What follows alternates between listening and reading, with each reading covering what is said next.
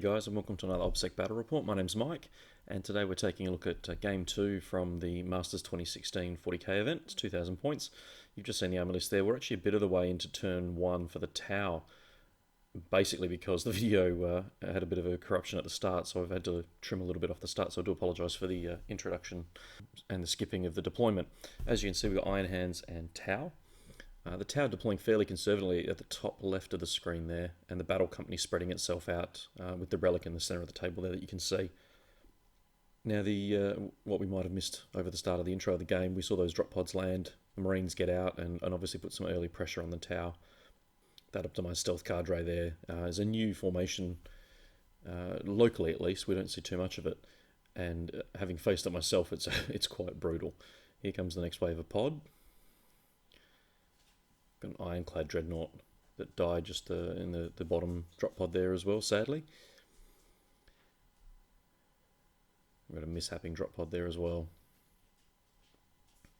What's interesting about this game is the battle company obviously does very well in missions that require objectives, particularly when you start securing Maelstrom cards at the same time as a primary, which is what we do with these missions. They do that very well, and they tend to score cards every turn. They will claim multiple objectives because everything is objective secured. And unfortunately, what that means for a lot of players when they face a battle company is it doesn't matter how much you kill, as long as there's something left at the end of the game, they can easily take away a victory, even though they might give up 10, 20, or even 30 kill points, depending on what the army build actually is and the combat squatting they choose.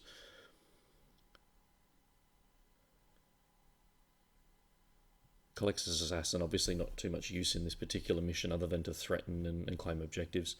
There's some scouts at the very bottom of the screen you might just barely be able to see, tucked away in part of the terrain there.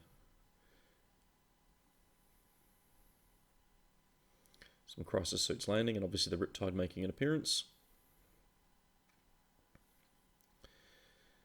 And there's the broadside as well through the retaliation cadre. There's actually quite a lot of firepower in this tower list between the railheads, the Ironhead, the Sky Ray, then there's the OSC, and then you've still got all the crisis suits, the Riptide.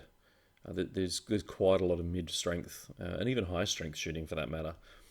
And it's far more mobile than the Space Marine list, mainly because of that jump shoot jump ability of all those crisis suits and indeed all the suits for that matter.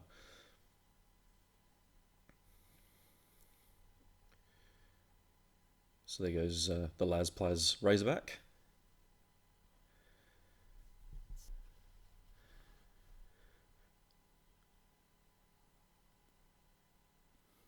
And another. Tau do this very well, particularly with these crisis teams. There's just so much mid-strength shooting that very few things will actually survive that, particularly when they're landing in rapid fire range with those plasma rifles. And there goes another vehicle.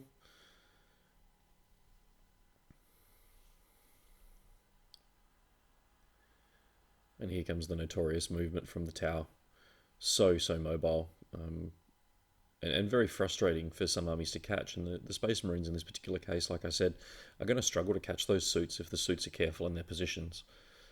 The advantage they do have with landing that close and popping those Razorbacks, of course, those Marines can't just come around the corner and charge because they're not allowed to assault out of those destroyed transports. And that's a small measure of safety in the short term. Another drop pod landing here, this time with some Devastators. This list uses obviously a little trick with the Cataphracti Captain with Sloan Purposeful joining the Grav Devastators so that they do get out of the drop pod and then get to fire at full effect. And indeed continue to walk around and fire for full effect because of the way Sloan Purposeful has been worded so that only one model is required to have it, but it affects all models. Tim, the gentleman playing the Iron Hands in this particular game, actually came with us to the Australian Team Championships this year in 2016 with this very army minus the Colex's Assassin. The event was only 1850 across on the eastern seaboard and did very well with it. It's a very, very solid battle company, and I'll go so far as to say that within the comp restrictions that we faced at the ATC and certainly this event, it was potentially one of the best battle companies that we saw. It's fairly flexible in regards to the way it deploys. It's got a lot of mobility on the ground initially, at least while you stay in those vehicles. And it's got enough bodies on the ground to make a difference on top of everything else. As you can see now, there's a good 40 Space Marines, or maybe not that many, but there's a good 30 at least that I can see in shot immediately. Although, no, it is 40 now, I look at it a bit closer. And there goes those crisis suits who made the mistake of getting too close.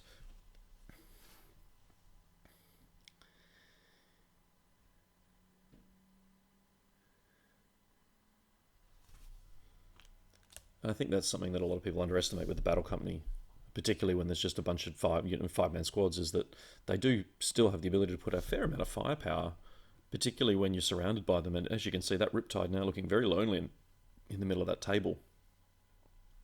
There's those heavy grav cannons that will make short work of that Riptide, given the opportunity.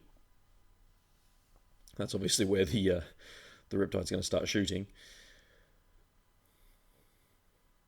As you can see there, that Riptide, sadly, with its mediocre ballistic skill, is now looking in a really bad spot, because unless those grav cannons go, and as you can see now, the tower dedicating ion heads and rail heads to clearing those, that Riptide's life expectancy is remarkably short.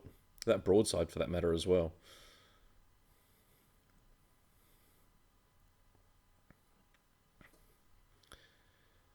It's funny watching back the video. It's a bit of a shame that the camera got knocked at some point between Game 1 and Game 2, because we haven't quite got the whole frame, sadly. So we've got the Ghost Kills now going into Assault and finish off one of the drop units.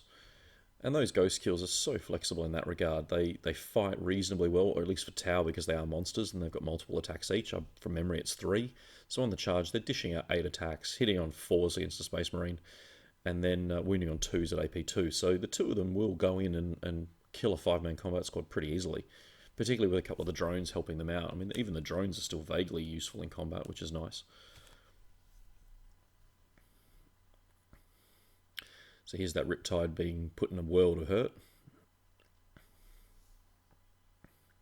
And there it goes. And that's what I mean about this army. Despite them being 5-man squads, they do put out a significant amount of firepower. And as you can see now, that drop for the tower has now been reduced to nothing, and they're now hiding in the corner. And I don't know if you can quite see it at the top of the screen there. There are Marines now engaging at the top and killing off the Skyray. And he's completely surrounded. At this point, there's nowhere for that OSC to go that's going to be safe. The Hammerheads are in a position where they have to move to try and free up some space. And that's just going to end poorly. I mean, we're down to a single ion head.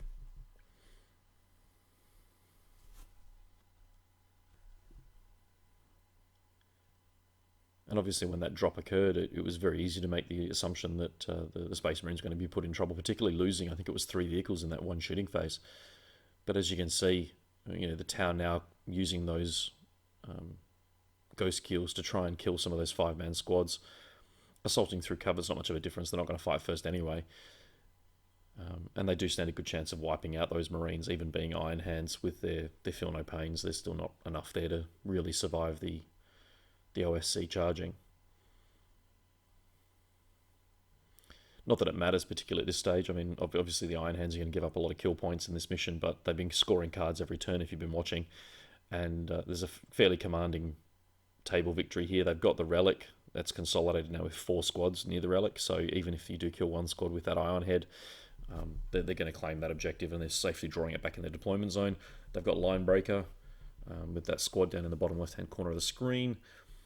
The crisis suits are all dead, so there's Warlord as well. It's actually looking remarkably solid at this point for the Space Marines, and there's not much the tower can actually do to counter that at this stage. Even killing the Relic Bearer, there's still going to be plenty of Marines to contest it and claim it, and that's a solid 6 points for the mission straight away.